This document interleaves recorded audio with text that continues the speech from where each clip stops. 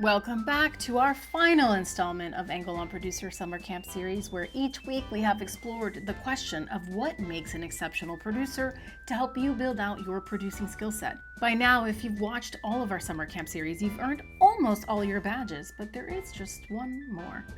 If you're new here, make sure to check out the rest of our Summer Camp Series to help you earn all of your producing badges and build out your producing toolkit. And now, are you ready to meet your final camp counselor? We are pleased to bring you Melinda Dilger, a legend in the animation space and the producer behind hit series like ARCANE and Blue-Eyed Samurai. Before Melinda was a producer, she was just a little kid, like many of us, playing softball and learning how to strategize on the field. That knowledge served her really well when she entered the world of animation as a PA at Disney. She eventually worked her way up to become a producer on beloved shows like Rocko's Modern Life, Hey Arnold, and Emperor's New School, along many, many more. At the time of our interview, she was Riot Games' global head of animation, where she found a new audience for one of their most beloved properties, ARCANE. Since then, Melinda has hit another home run as producer on Netflix's Blue-Eyed Samurai, a highly acclaimed original anime series. Melinda is a master strategist, envisioning pipelines and workflows for animation studios. And in our conversation, she really demonstrates how to play ball in the ever-changing world of production. So, without further ado, please enjoy our final installment of AOP Summer Camp Series. Thank you so much for joining us this summer. We will be back with more episodes very soon. Until then, here's Melinda. Okay, so obviously, for those listening, they've already chosen to tune in because they know how amazing you are, and your phenomenal resume speaks for itself. But I'm so interested and curious to talk to you because you're the first person I've actually had on the show that really comes from a very different side of the business, coming up through animation and now obviously working in gaming. And I fell in love with ARCANE after watching it, and of course, knew of League of Legends, but I was not really a gamer growing up. I have two brothers who are gamers. So I've been in the tangential sort of gaming world, adjacent most of my life. But it was the thing where my brothers never let me have the controller. So I guess I went to the arts instead. So here we are. There you go. There you go. But no, just you have such a unique perspective on the industry. And of course, your path is so unique. And so I'm just so honored and thrilled to have you on to share a bit of your journey and wisdom with me and the listeners. So thank you for saying yes. Thanks for having me. It's an honor. And thank you for your words. I'm blushing. Of course. Wow. So I guess take us to the beginning. You're from Texas. How does a girl from Texas dream this dream of whatever it was for you that kind of got you into the eventual path that led you where you are today? Gosh, what a great question. No one's asked me that before in all the interviews I've had. And I really appreciate that question because I think it's a really good one. I came out here to California to play basketball at a small college called Vanguard University way back in the day. And so I always wanted to come to California. I thought, this is where the cool kids are, this is where I want to be. And I just wanted to get away from Houston. I mean, I grew up there. It's a great place. I love the city. I love the food. The people are amazing. Yeah. I just needed a change. So I wanted to try something new and have a new adventure. So I came out here and studied journalism and TV production. I wasn't sure which route I'd go, whether I was going to be a journalist, news producer, or if I would end up in TV production. But I just knew it was something that I really wanted to do. I've always been fascinated with movies. I grew up with my parents, putting me in front of the TV or taking me to the opera or ballet or whatever. So I was always involved somehow in the arts with my parents. So I attribute that passion for the arts to my parents.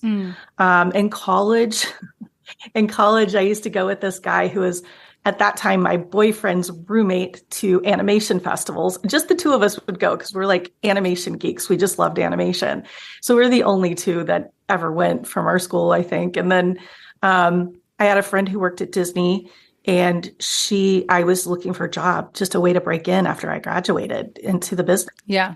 And she's like, look, we have something here in animation. I don't know that you're going to want it. It's a PA job. And it's bottom of the barrel, whatever. I'm like, I'll take it. I don't even care what it pays. I want that job. Yeah. So not knowing that I would pursue animation when I got in, I just as I was surrounded by these interesting people and artists and just like musicians and all these different people, I was like, wow, this is something I actually really love.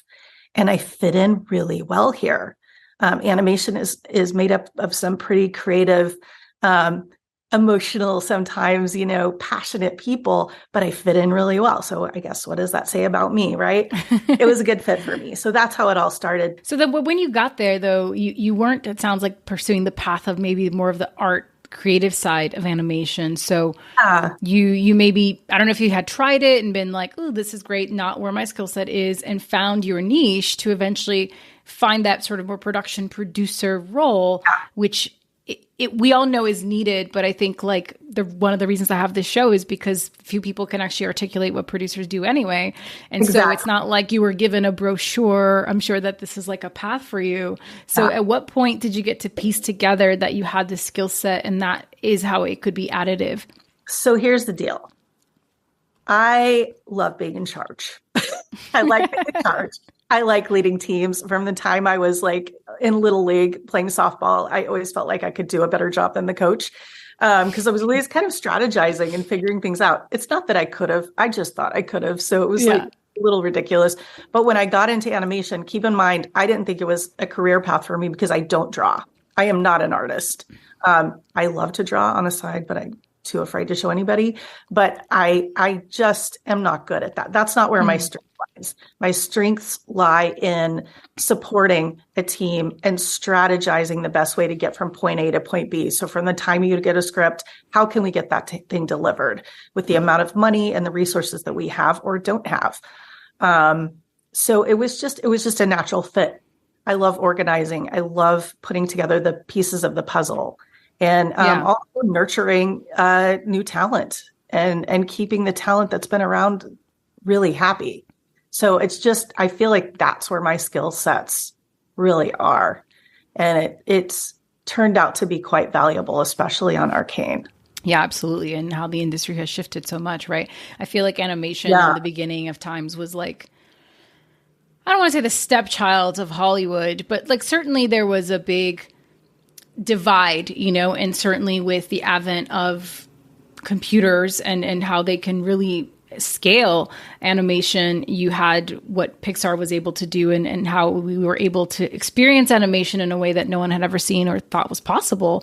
And of course, from there on out, it's just become like, it's everything now. It's like, that's how the interesting aspect of it, how it's shifted to where now those who do work in that field in a way hold a lot more power over live action, especially in light of the current going-ons in the industry and AI and, all of these other technologies coming in, the fears there from a creative standpoint. Yes. What are your thoughts on all of that? So keep in mind, when I started in the business back in the Stone Ages, we actually had paper. So we would actually have to pack up paper and copy like storyboards for hours at a copy machine. And we would have to package these boxes up full of designs and, cells and all those things, and then put some tape around it and hope to God it got overseas to where it's supposed to land, right? Can you imagine? Wow. It was insane. So to like think that we went from packaging up, storyboards, and there was no such thing as an animatic when I started. So it was just packing everything up and hoping to God that once it got over there, that it would be put together in a semblance that, actually worked and was creatively amazing. So to go from that to now everything's digital is really, I've had to learn a lot really fast over the years because technology has changed at a rapid pace. It's interesting to see it all. Honestly, I don't think it actually gets done any faster. That's the weird part of it. It seems like a slow process, but there are certain things that go a little faster, but yeah, it's still a slow process, Yeah. Okay. So then when you get into Disney, you start as a PA. At what point do you start to figure out, okay, like if I want to do X, if I want to be the person who's in control or in charge, these are the job titles, this is what I have to work towards. And how do you take those steps to work towards whatever that role or title was? Yeah, well, I used to complain when I was a PA at Disney because I was like, I have a degree. I shouldn't have to stand here and make copies at the copy machine because I spent all these years getting this degree. So I wouldn't have to stand at a copy machine making copies. Now PAs do other things that are probably also not as fancy. But my dad gave me some good advice. He said, this is the point where you need to make sure those copies look better than anyone else's copies. Mm-hmm. And you need to deliver everything with a smile on your face and be really happy that you're able to have that opportunity to do that there. And every day, just give it 110%. You don't want to give it 100% because that's what you're getting paid for. Give it 110% every day and always, always smile because people love being around that and it's contagious. Those are the people that are positive. It used to say it's all in your attitude. I learned a lot from my parents. It's all in your attitude. I think tactically, so that's just, inspirational talk right there. Yeah. But tactically, I think it's important to learn everything you can every step of the way and don't be afraid to ask as many questions as you possibly can starting out because 10 years down the road, if you still don't know that thing that you wish you would have asked, it looks really bad. So, it'll only make you more treasured and more valuable in your job, the more you know about the process. Yeah, absolutely. And I think I from what I've gathered, there seems to be a lot of parallels between the live action path and animation. In fact, I have my sister-in-law, my brother-in-law, both are Well, he's a storyboard artist and she is a colorist for big property that I won't name here. But we talk a lot about this. And when I learn about what they do and the parallels in the world I've come up, it seems like there are a lot of similarities. So for anyone listening who looks at the path you've walked and says, okay, I want to eventually be head of production or producer or get into more of that side of things, what are those milestones that they should be, mindful that they're hitting in their career that will get them there? Sure. So different studios operate differently. So the titles are similar. So I know at Wright, it's very different than kind of how it was at Disney when I first started. It's probably a little bit different than how it is now. But typically, like for our little animation team, it's you start off as either an administrative assistant just to get your foot in the door or a writer's assistant so you can understand the script process. You want to be a production assistant. That's important. Mm-hmm. First, I think, to get into this line of work, and then production coordinator, production manager, associate producer, line producer, and then head of production. There's also another path. And that is more of a creative producer who's working on the development side of things and the creative. So right now, in our group, we've got it split up between the head of production, which is me for TV and film. And then we've got a head of creative for TV and film. And that person is the one overseeing the script process and bringing in the writers and really making sure the creative stays true from beginning to end. Mm-hmm. While my team does the more tactical, oversees the animation from beginning to end. And we've got a whole team at Fortiche in Paris that does a lot of the heavy lifting on the animation side. Actually, most of the heavy lifting. Yeah. In LA, we handle the scripts, the casting of the voices, the voice direction, and recording the voice direction. We send that to Fortiche. Fortiche actually does the storyboards, animatics, and all the way through compositing. They send it. We oversee the post-production, sound and music. So then the people that want to go up more the creative path, is that just as simple as, because it feels very parallel to the development route, right? In live action, where typically you work a desk or you get into one of the agencies, and you certainly can do that too now and leapfrog your way into the animation departments of Netflix or whichever studios, almost all of them have it. But is that a similar pathway to get to that role? It's similar. I think being a reader, being willing to sit in and just read the scripts that come in, and you can give the highlights and what you think of this writer. Being an actual reader that can help out that creative executive is a huge help. A writer's assistant, being in the room during the writer's, rooms where you're just taking notes and learning about the process is so important. So I think all of those things can sort of lead you to that creative development position. It's a different track though, for sure. Do you find that there's sometimes disconnect from people who maybe have just come up on the creative to execution and production, where they maybe aren't as familiar with how certain creative decisions will impact production? And is that like not a battle, but there's this constant, like you're constantly having to figure out how to work in both spaces? Yeah, that's why I always say, make sure you love your showrunner or your director. Yeah. Because you both have to totally respect each other's positions, and you've got each other's backs the whole time. I like as well, a producer director team, and that you have to make this work. You're both getting paid to make it work, right? There's been a dowry that's been put out for you guys to be married and make this thing come together and make it a beautiful union. To me, I think one of the most crucial points about being a good producer is being able to communicate with your director in such a way that they don't feel threatened and that they feel that you are on their side, because you should be on their side to get their creative vision met on screen. But sometimes, you do have these conflicts. Quite frankly, I haven't had them on Arcane, but I've had them on other projects that I've been on. And one in particular, can I give you a little story? This is a funny little. Yes, please. When I was at Disney, I was working with these guys, Bob Scanaway and Tony Craig, on a show called House of Mouse.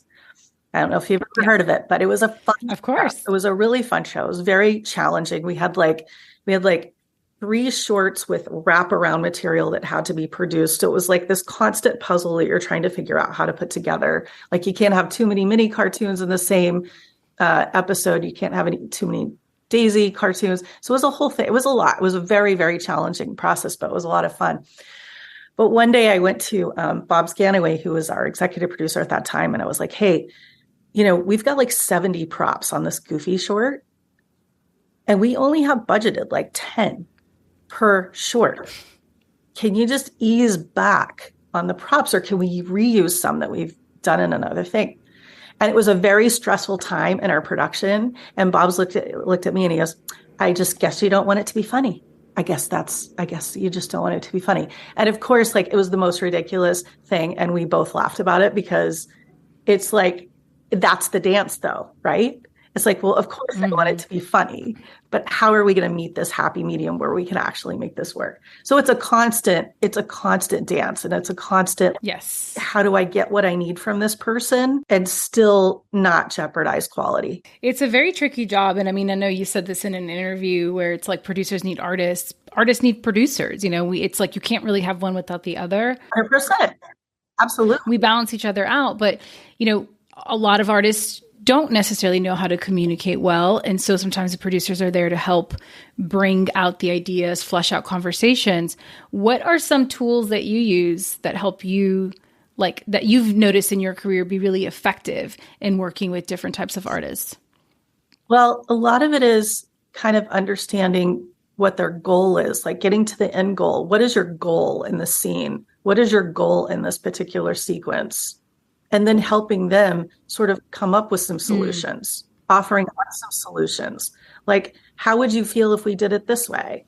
And I'm always like, how would you feel? Or would you mind if we looked at it this way? Or, it's just being polite and respectful. It's a relationship. Yeah. And a lot of it too is, here's my dilemma. Help me help you. How can we do this together? Right? Always pulling them in, because a lot of times directors, creative types think that that's all on us. That's our problem. Right. It's not always. It's theirs too. Everybody has to take ownership over it. Yeah, no, absolutely. And the pieces inform the whole, and it's not mutually exclusive, right? Like a decision you make here has a domino effect in whatever ways. And so bringing people into the fold and having them involved in that decision-making process, I think it's important. And also, in my side of the business, like, producers often get a bad rep for being no people, or being hoarders of the money, or they just are like bitter, angry people, and they're not creative and they're not collaborative. And certainly there are people like that in every industry, but there are some like that, actually. Yeah. But I think it's so important, like, to your point, when you can explain things is an option. It's like, it's not a no, but it's like, you can have this here, but then that means you don't get this over here. So you tell me, like, which one is more important to you given these challenges that we're having, and we'll figure out how to make it work. But as it stands, you can't have both, and I think posing those things, like you said, as questions, as conundrums, that we have a puzzle to figure out together. Exactly. And it's also like, there used to be kind of an old school way of doing things at some previous places I've worked where it was like, you just got to check off the boxes. If the boxes are checked off, then we're done. And if you look at the project as more than checking off boxes, it's a real creative thing that is precious. So sometimes it's not the straight way to get there. It's this weird roundabout way to get where you need to land to get that on the screen to where everyone's happy. So it's not just a straight line. It shouldn't be, Yeah. I mean, sometimes with directors, I'll say, hey, I know you want to get that thing done on this particular episode. If it's episodic, do you mind if we think about for one of the future episodes where there's not as much like crazy fight scenes or whatever going on, that we really ease up and back off on some of the assets? And oftentimes they get it and they'll go, yeah, totally. Okay. It's like, I'm giving you this. Yes. But can you give me a little something so that we're both, you know what I mean? Partnership. Yeah, exactly. We get our goals met. Yeah, exactly. And I'm so curious because you came up working at a time when, Nickelodeon, I think, was doing really interesting work with like Rocko's Modern Life and yes, I miss so and much. Hey Arnold. And it's like, oh, that's very nostalgic for me because that's the era of like turn on the TV after school that I grew up into, like Doug Funny. Oh my God, like and here's the thing, right? I find that for as evolved as animation has become, I do feel like, and perhaps this is just my perspective, that cartoons of that time, animated films of that time, projects of that time were a little bit more risque. They just took a lot more creative risk. And I always wonder, is that an advent of like how the networks used to function back then, where it almost felt like people weren't really paying attention closely to what people were doing in the animation field. They're like, we don't care. Just like do it. Just have it be up on air.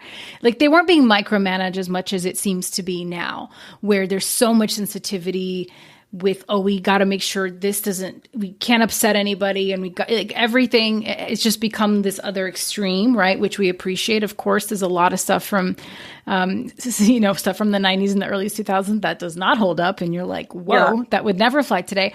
But I think that there was a lot more creative risk. And so I'm curious, like for you coming up at that time, working at Nickelodeon at that time, do you feel like the network involvement in the creative process was different back then than maybe it is now? For sure. I mean, I think back then the executives were willing to just be funny. Now I think the funny meter is broken out there somehow. Yeah. I just think what was funny back then just doesn't fly now. And I see it in sitcoms all the time from the past, live sitcoms that you could not get away with. Archie Bunker, like the stuff that was on Archie Bunker. No way. Yeah. Or even the Carol Burnett show, which was, squeaky clean. There were just things that were done that you can't get away with now. But back then it was funny. And creators were not micromanaged. Right. At Nickelodeon, I mean, I worked under Mary Harrington at that time when I was at Nick, and she was an advocate for giving the creators and the creative team leeway to just have fun. And I think that's what made those shows so special. Yeah. Those shows had a lot of soul. I think it also underestimates the viewer quite a bit, right? Because you're saying that you can't tell these stories through these perspectives that sure, like maybe question some things, but the intentionality and the moral compass of what those shows aim to do are still inherently good. Yes. That, like you said, like that no longer flies. And I it's just a disservice to, I think, the younger kids growing up because it'll never be as good as it was in my day, kids, It's like how I feel. I know. Well, I'm the same. I'm the same. And honestly, those shows hold a very special place in my heart, especially Hey Arnold. There was a big discrepancy about, Helga calling Arnold football head. Yeah. Like maybe she shouldn't be calling him football head or stupid, which my mom would have had a problem with too growing up. So I can understand that. But that was the biggest, like, should we really have her saying these things? And I was like, yeah, because that's what kids do. So, but you learn through that, and you learn, like, the audience hopefully was smart enough to go, we don't really want to be as crazy as Helga. Hopefully the audience was smart enough to go, that's probably not It's a cautionary tale. Yeah. probably not a good idea to be like Helga. No, and I think if you live in this world where everything is Pollyanna and everyone says all the right things all the time, you're actually doing a disservice to kids growing up because you're showing them a world that is not, especially nowadays, it's not anywhere near what it is, you know? And because of the advent of obviously TikTok and YouTube, it's like, well, those kids are going to get that kind of real life slap in the face somewhere. And wouldn't it be better for them to get it through their Sunday morning cartoons or you know? I think so. Otherwise, we're putting them in a bubble. And I don't think being in a bubble is good for anybody, you know? Yeah, no, that's really interesting how that's changed. Cause like not even myself working that deeply in the space, like I feel it. I feel it in the quality of what's created. Like I said, I have an in sort of like peek behind the curtain and having some family that works in the space and some of the conversations we have around the challenges that they face with things that you're like, really? That was a note? Wow. You know, crazy. And then other things that fly that you're like, that should have been flagged. But you know what I mean? It's a little misguided. It's almost like this insane correction for something. And it's just too far. It's too far. And like you said, the funny meter is nowhere to be found. And I don't know how we get back there without taking more risks, you know? I don't either. I mean, I remember the craziest note that we'd get from our S&P department at Disney was make sure they're wearing seatbelts, that the kids are wearing seatbelts in the car and helmets when they're riding bicycles. And it was like, oh yeah, of course, you know, but it was like, those were the notes. Yeah. You know what I mean? Yeah. We're skipping ahead. I want to get to ARCANE because obviously that's such a meat of where you are right now in your career. So tell me how this comes into your world. How do they find you, first of all? And what makes you go, yeah, okay, I'll go in? Because I love that you have this quote where your first reaction to this was like, ugh, a gaming company trying to do animated TV series. Great. Like, that's going to be fun. And of course, they show you the pilot and you're like, whoa. But until that moment, you know, you were skeptical, understandably. So, tell me how they found you. I was. Sure. So I had interviewed over at Universal for a Curious George movie. And I didn't get that job, but the person that I interviewed with that I had never met before that interview, she and I got along really well. Her name was Athena. I won't say her last name just in case, but super cool girl. Liked her so much. We just hit it off. She had a friend at Riot who was Jane, who was an executive producer at that time on ARCANE. And she was looking for somebody like me. Athena gave her my name. And she and I spoke, hit it off great. Yeah. And everything that she threw at me as far as issues that they were having on the project at that time, she's like, the thing that I liked about you is that you didn't flinch at any of them. Like, I was just like, yep, I've seen this before, you know, first timers, never done this before, you know, all the things that come with a project that's usually in duress, which somehow people find me for these projects that are in duress. I don't know how they find me, but it happens. And so I think because I've seen it all, it was like, yeah, you know, okay. And I needed the work at the time. So it just goes to show you, you may be interviewing for one job and you have no idea that even though you didn't get that one, how it could lead to something else. So I was really appreciative to Athena, who I met. I sent her a big bouquet of flowers just as a thank you, because I so appreciate, like, women looking out for other women, I think is a really important thing for us to always do in this business. Yeah. I think it used to be far more competitive. We used to be more competitive with each other. And I think those times have changed. I digress. So we will get there. I have a whole section on representation. Yes. Fear not. Yes. Okay, good. But for ARCANE, so I came over, I met with Christian, Link, and Alex Yee, the creators. I met with a bunch of people. Like, I came over there like, okay, this is like 5 or 6 interviews in one day. And it was intense. But when I walked on Riot's campus, I was like, I mean, I really didn't know it was that big of a thing. I'm not really a gamer. I play like Words with Friends and Bejeweled. You know what I mean? Yeah. Like that. Yeah. I played guitar here before. I was a Sims girl until I was like, all right, like I need to go live my own life because my Sims have cool houses and much cooler careers than I do. And I need to like turn this into my real life. Exactly. So I wasn't ready for what Riot was. Like I walked in, and when I saw it was a legit company, they showed me the pilot because, I had no idea what I was coming into at all. I was like, okay, I got to get my A game on because this is a serious company. They're doing stuff here. They're going to be doing more than just this. I could just tell, Arcane was just going to be a iceberg as far as I was concerned based on what I saw. Mm-hmm. And I saw that they weren't afraid to take chances. And I saw that they were worth investing my time in because they cared about this project. I wasn't sure if they cared about animation. I think this was their first foray into it. I know it was. So they're like, let's just see how this goes. And I don't think Riot was ready for how popular Arcane was. Yeah.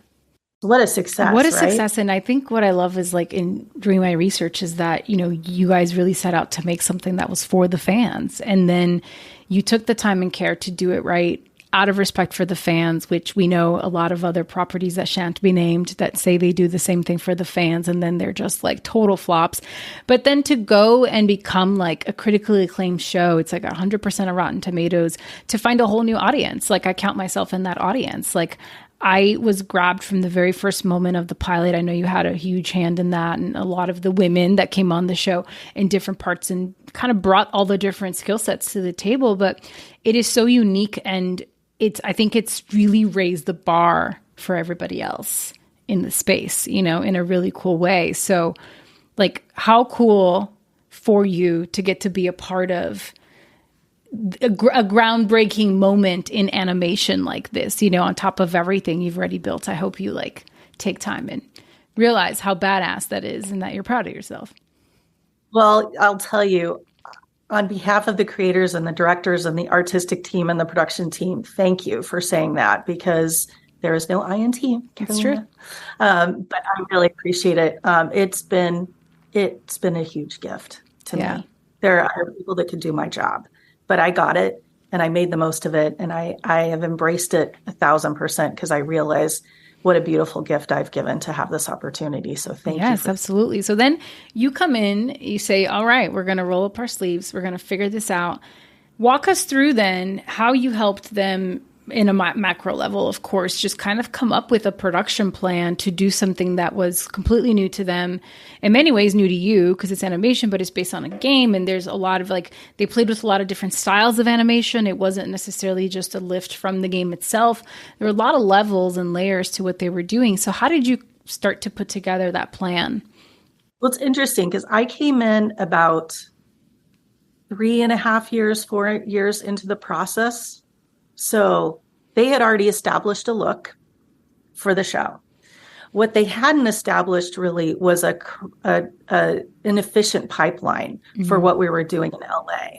And Fortiche was still working out their pipeline as well. So I worked really closely with Hervé Dupont, who was the head of production at that time. Now he's general manager of Fortiche, but he is just a really smart guy, great guy.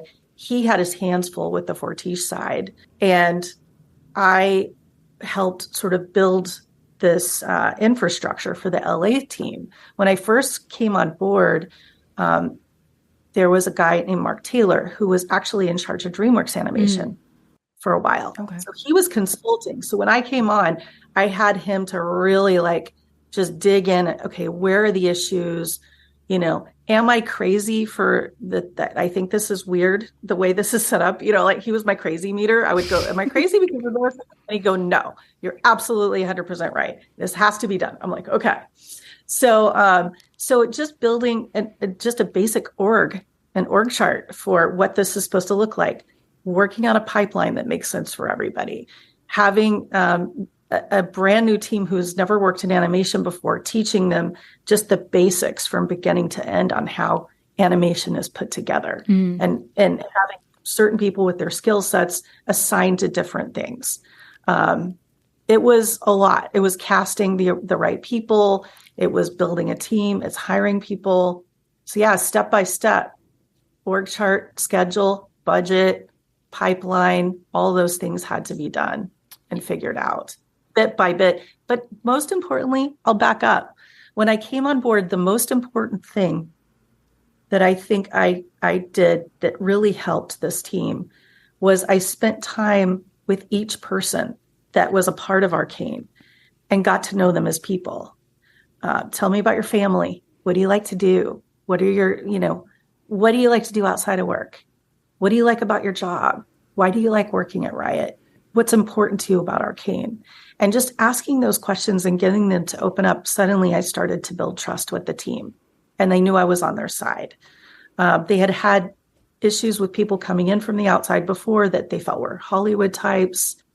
And, going back to what you said in the beginning, I'm just a girl from Texas and I'm just here to get the job done. Right. So let's do it together. Let's just do it together. Let's roll up our sleeves and we're in this together, but you've got my support 110%.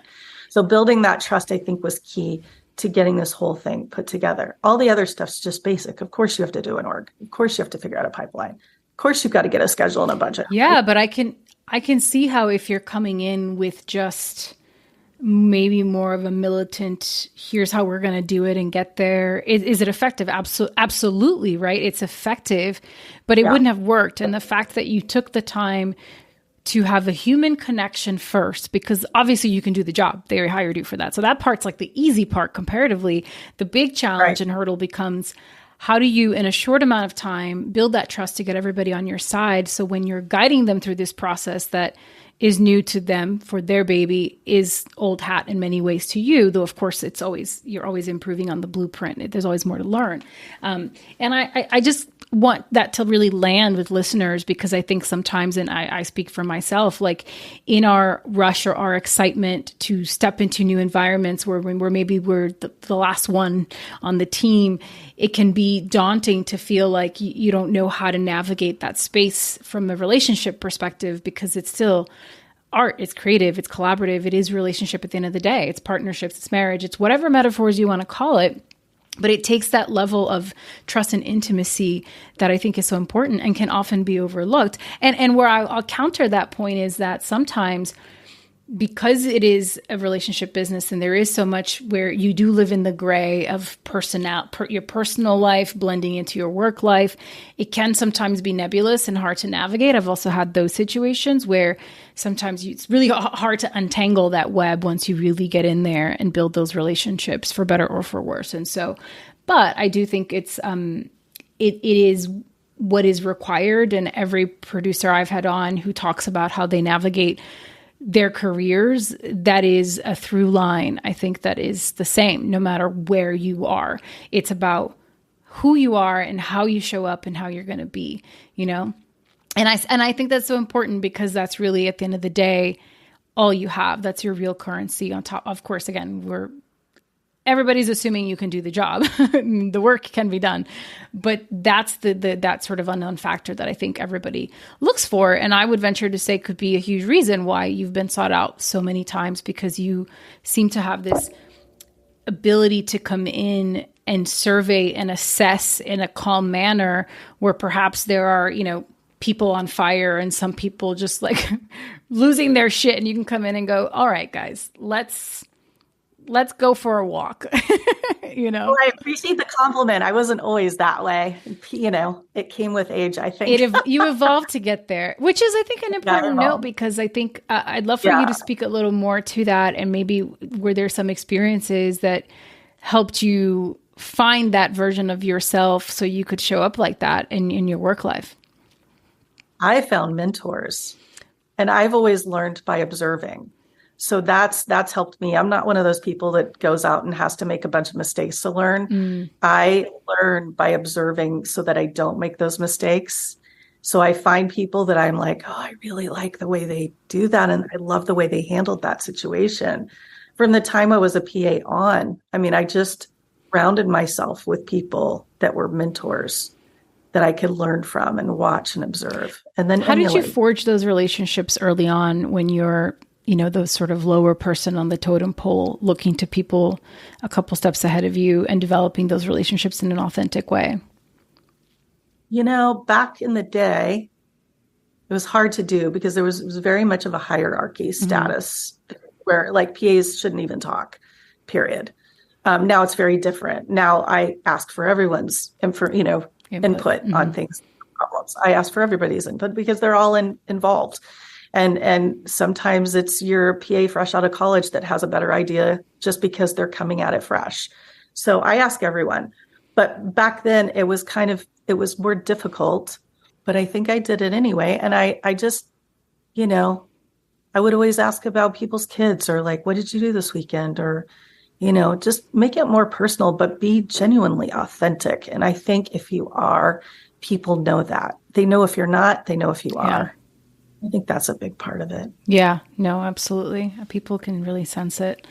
And I think it's why it's so important. Like I talk about this all the time on the show, and it's because it just genuinely comes up that the way that you elevate yourself and that you stay relevant and that you stay in the game, frankly, is by tapping into whatever that means for you, so you can be that version of yourself, because that's what people want to have around, and vice versa, and we've all felt it when we've been in the energy of presence of others who maybe don't vibe at that frequency, I'll say, but like being authentic to who you are is so important. But I'm cognizant of the fact that when you're younger, starting out in this business, sometimes that's hard to know, because you can get really lost in like the sparkliness of it all sometimes, and you can get clicked in with the wrong group of people that could really throw you off your center. That's why it's like your parents always say, you have to like look at your friends and they tell you who you are, and look who you're in community with. And for me, what I always say is like, it's not good or bad. It's just that you have to have the discernment to zoom out every so often and go,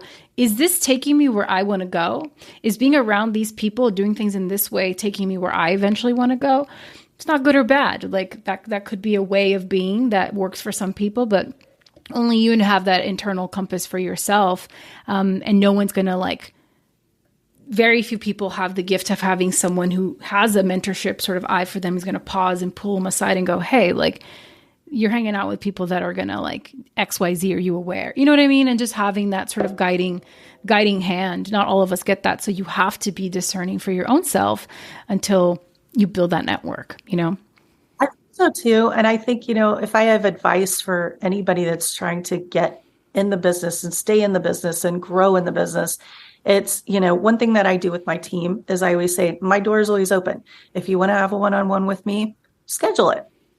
And they do, the PAs do that. Like I have somebody who meets with me regularly and I'm like, what's on your mind today? And if they have questions for me, like, how can I go to the next level? How can I get to this next thing? What do I need to do? What steps do I need to do to get? Because sometimes I get so busy, I'm just thinking about what's on my list, and it helps me to have them remind me, hey, I really want to grow. I'm like, oh yeah, okay, let's do it. We're all human. So don't expect your boss to be superhuman all the time and always be thinking about what's best for you, because they have a whole team of people they have to think about, including themselves and their boss, making their boss happy. So just, knock on their door. Don't be afraid to ask the questions. Yeah. Yeah, exactly. And like you said, then you ask those questions early on, and then you have the information. So as you rise the ranks, you don't, there aren't big parts of the book that you never read and you get there. Yeah, exactly. And another thing that I feel that is important, and I still do it, I do it regularly. I ask my team for feedback. I want to be a better leader. Is there anything that you have for me that can help me be a better leader to you as an individual or a team? I still do it. And I've been in this business longer than most people, but I still do it because we can never stop growing. Yeah. Right. Do you find that people are usually receptive to giving you that feedback, especially when you are in that position of leadership, perhaps? Sometimes. Yeah. Sometimes. But then when they do give it and I hear it and I receive it well, it's like, oh, she's really cool. Awesome. Yeah. Yeah. She's human, just like me. Yeah. And then I always follow up a couple of weeks later. Hey, have you noticed? Is it getting better? Whatever. Yeah. So.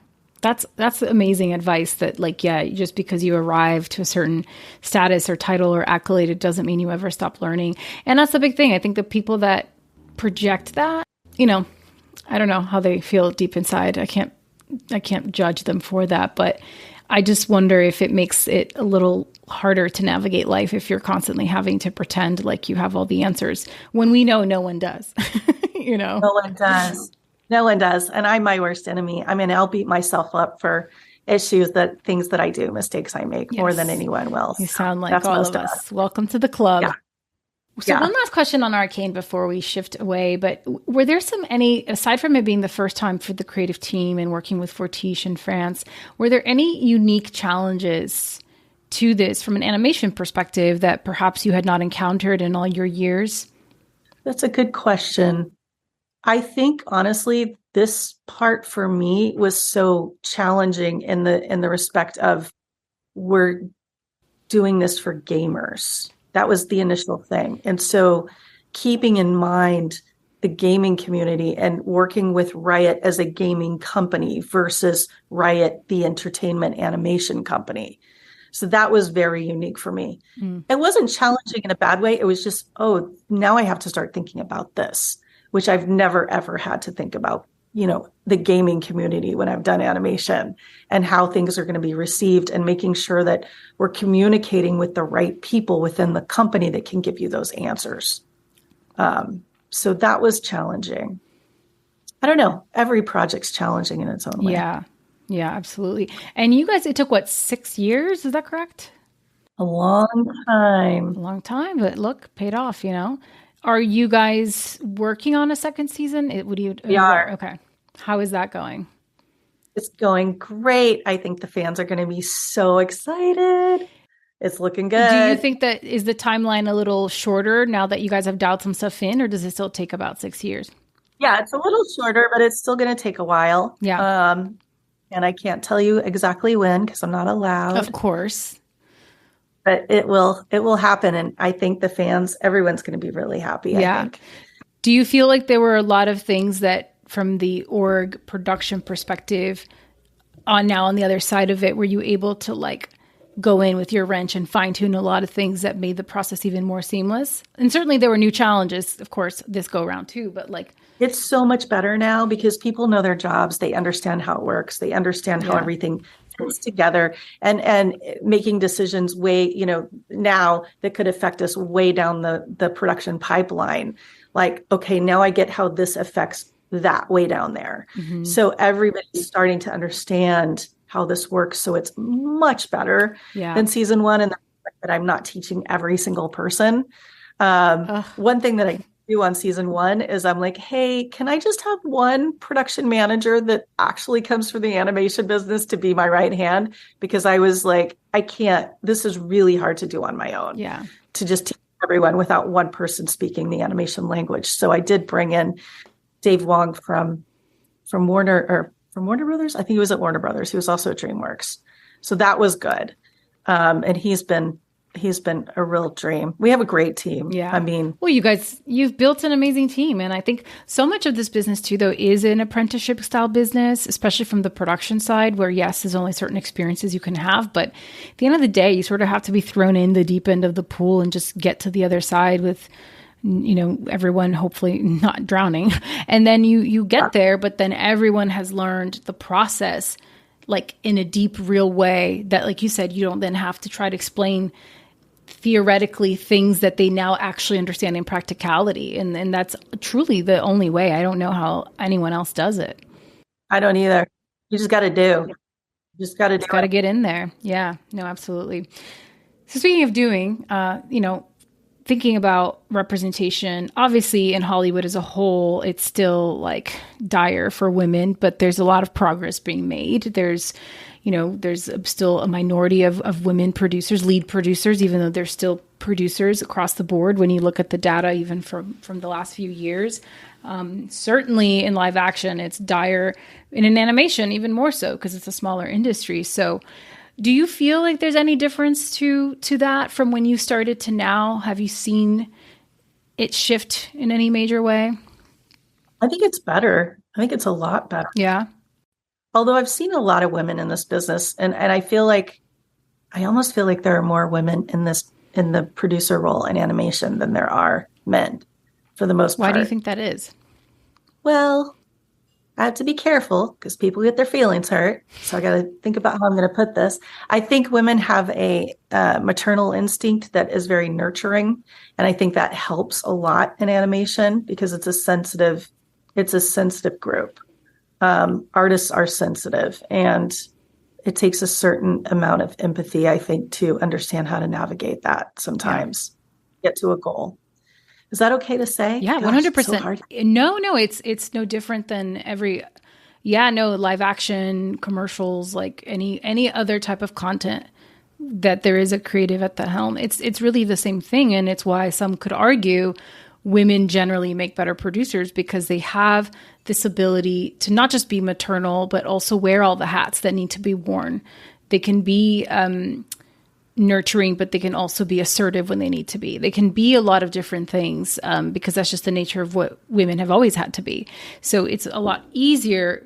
We have to multitask. And that comes from this idea that back many, in the beginning of civilization, men had to be focused on one task. They would go and hunt, right? And then when the men would leave, what would happen? They would leave the women, the children, the elders behind in the village. So women had to constantly be scanning for every permutation of every possible thing that could go wrong at any moment, and have a plan for what could go wrong at every moment. It's just how our brains are wired, right? We have to protect the village when we don't have the protectors there, and even when they are there. So I think you look at that framing genetically, traditionally, that is sort of behavioral patterns, I think, that are gendered in a way, or more about masculine, feminine energy really than gendered energy. And I do think that's why women just have been doing it for generations, so much longer. I think you're onto something. It goes back to the village. 100%. So we got to be like, okay, this person could die. That one starved. Okay, how do we juggle? Like, you got to just be constantly doing damage control. And that's really what production is of any type. You have a group of people who are collaborating on an artistic goal, which is already inherently complicated for one person to do. You have now hundreds of people coming together with a vision. Everybody who are humans and feel different ways about different things at every given day because of what is happening in their lives, because they're not robots. So you have to take so much into consideration that I do think it generally seems to be more, I don't want to say productive, but just the success rate I have found, and now doing so many of these, and how women navigate stepping into that position of leadership, and how they navigate that is inherently different than how men do it. It's not to say that there aren't men that are this way as well, but that is what I have observed in my 10 plus years of the business, specifically on sets, and by having now over, however many, I would think almost like 90 women predominantly come on the show and tell me about their experiences. So yes. Well, and then somehow you have to inject some fun in there for the team. So it's all of those things. And then they also, you got to be soccer mom. Yeah. Everyone actually wants it to be fun. So yes, you got to be fun, but then you got to be stern, and then, people got to be back before curfew. It's like all the things that you have to be. But I mean, and obviously these issues aren't exclusive to animation, but I always think about it. How do we help, right? How do we, instead of sitting on mic and just talking about, there's much progress that has been made, but we still have such a long way to go. And it starts with education, right? So how do we educate more women specifically about the career paths that exist in animation? How do we empower them to pursue more technical roles that generally males will occupy, so that we can reach a little bit more of that balance? I think some of it too is the artistic side. Women need to be unafraid and unapologetic about being creators. I think there's some great ideas coming from women that aren't seen, and I'm not sure why. I don't know why that is, but I would love to see more women directors and more women, creative leads. I think that would be great, but they just have to be unafraid, fearless, with their ideas out there.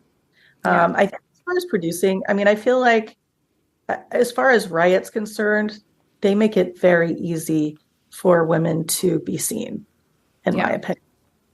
From what I've seen, especially in the entertainment group. I don't know about the gaming side, but I have no complaints at Riot about that, about discrimination in any way whatsoever. I think there's a lot of strong women in leadership positions there now. But I just think you just gotta just be fearless. Yeah. It's so easy to say, right? But so hard to do. Just be fearless. It's easy. I'm no fear. Yeah. Just go for it. Go for the things that you want. Go for it. Yeah. So talk to me a little bit about challenges, right? Because one of the things that I am obsessed with on this show is understanding how people stay resilient to navigate an industry that can be so volatile. So when you were first coming up, What were some of the struggles you had early on? How did you overcome them? And maybe even now, when you get knocked down by an experience, a job that you really wanted, you didn't get, or a relationship ending, whatever that looks like for you, like, how do you navigate all of that? So the first, it's like 8 questions in one, but the first one is just like struggles you had coming up. And then the second is overcoming those. And then the second is when you get knocked down now, later in your career, how do you rebound, suit up, and keep showing up with a smile on your face? Whew, it is not an easy business. I will say that to whoever's listening and wants to grow in this business. It's not an easy one because it is volatile and you have to be ready for anything like a writer's strike to happen, or, suddenly everything shuts down or shows gets canceled. You get replaced for some crazy reason. I mean, things just really, it's a volatile business. You either have to really, really love it or just be a sucker for punishment, because sometimes it's really hard. But the good things that come out of it are really good. So it's like, I think for me, growing up in this business, the things I had to overcome, a lot of it, to be honest, had to do with immaturity and growth, just as a person. I started when I was 21 years old. So I had a lot to learn. I didn't think I did in my 20s. Not really. You never do. I thought I knew it all. And I didn't. Yeah. I didn't. And I handled things really poorly sometimes and in an immature way. And as I got older, I learned how to deal with things better. Now it's so funny because I get from some of my coworkers who said, gosh, you have such a calming presence. Like, you're so calm. And I'm like, that's hilarious. So when I was in my 20s, not so calm, right? you learn over the years. So a lot of it's just cutting yourself some slack, right? Mm-hmm. Cut yourself some slack. When you're in your 20s, you're growing. Even in your 30s, you're still growing. You're learning. And if you don't get the right thing, it just wasn't meant to be. I'm a firm believer. And if it doesn't happen, it wasn't meant to be. And really having peace in that there is something better out there, even if you don't know what that's going to be. There's always something. And if you're good at what you do and really good at what you do and you treat people well, those doors will continue to open, I think. I only say that because I had no idea I would still be in this business this long. Why? Because it is so competitive. It's so competitive. And I think there's a lot of people out there that are really good at this kind of thing. But it's, people have to like you first and foremost. They really have to like who you are and feel that you're genuine and you're coming from a good place. And you have to be good at what you do. So it's both, right? Yeah. On my team, I always say it's the perfect place for imperfect people, because I never want anyone to feel like they can't make mistakes. Because for me, growing up in the business, I felt like I couldn't make mistakes. I was in fear all the time. And I don't want to have a fear-based culture on the team. Yeah. That really helps too, is just allowing yourself to be vulnerable and allowing yourself to just take chances. And if you make a mistake, get up and keep going. Yeah. Have you ever had any experiences that knocked you off so hard, though, that maybe it took you a beat, or I don't know, maybe even made you question, is this the right path for you? I absolutely did have that situation happen to me before. And it was rough. I had, I'll open up here a little bit, but I had gone through a couple of miscarriages, a divorce, and my mom was going through breast cancer, and my dad passed away. Wow. And I was told at Disney at that time, we're not hiring producers anymore because we have to make budget cuts. So it was like everything came crashing to an end for me. And it was a very, very hard, traumatic time in my life. But I picked myself up. You have to keep going, And I offered a position at Audio Circus, which is a sound studio, or I ran a sound studio for about 6 years with a very dear friend of mine. And thank God for that, because that gave me the strength to kind of go on and utilize what skills I had without all the pressure of producing. So I needed that time to sort of recover, regroup. It's life. People go through things, right? Yeah. Yeah. You do what you have to do to recover and build just resiliency up again. Yeah. And I did. And then a friend of mine, Tony Craig, he calls me and he's like, hey, I want you to produce this. I don't want anybody else to do this little show for Hallmark with me. Can you do it with me? And I was like, okay, I'll do it. And then I was right back into it again. Yeah. So, yeah, and the rest is kind of history. You have to trust the journey, right? It's like so easy when you look back, because then you can see, oh yeah, this is how the dots connected. And if I hadn't done this, and if I hadn't gone through that, but when you're in it, I think that's where it's so tricky to navigate it. I've always wanted the show to create a space where people could talk very openly about all of that. So thank you for sharing that and going there. Yeah, of course. And your stock rises and it falls. So right now, my stock's high. It's Arcane. Woo, yay. But Arcane isn't going to be around forever, right? It'll fall again because that's the nature of the business. But right now I'm enjoying it while it lasts because I know it's not going to be here forever. So you just enjoy the ride because it's a ride. It's a roller coaster.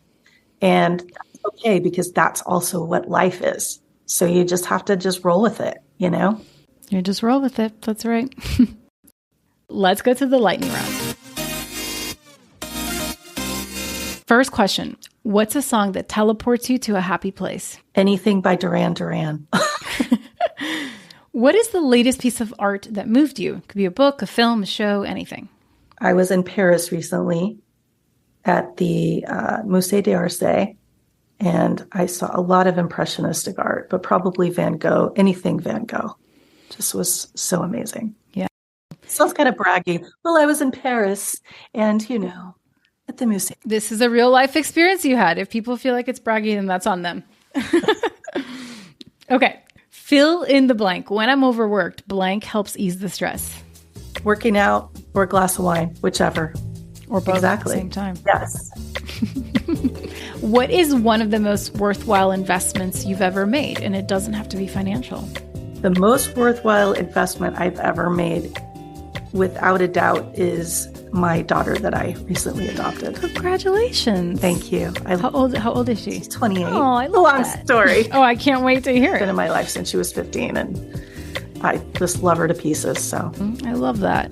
Okay, so this is the last question. This closes us out. It is borrowing from Inside the Actor Studio, which is one of my favorite shows coming up because I'm deeply curious about people's journeys. And the question, which was inspired by the famed French journalist Bernard Pivot, which is, if heaven exists, what would you like to hear God say when you arrive at the pearly gates?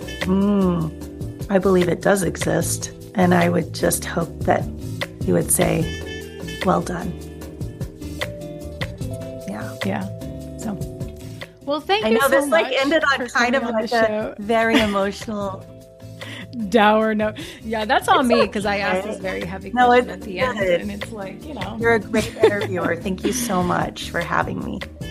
Thanks so much for tuning in and doing this live thing with me. If you like the show, please don't forget to subscribe on Apple, Spotify, wherever you get your podcasts. I'm at Carolina Gropa. The show's at Angle on Producers. And I'll see you next week. Beijos.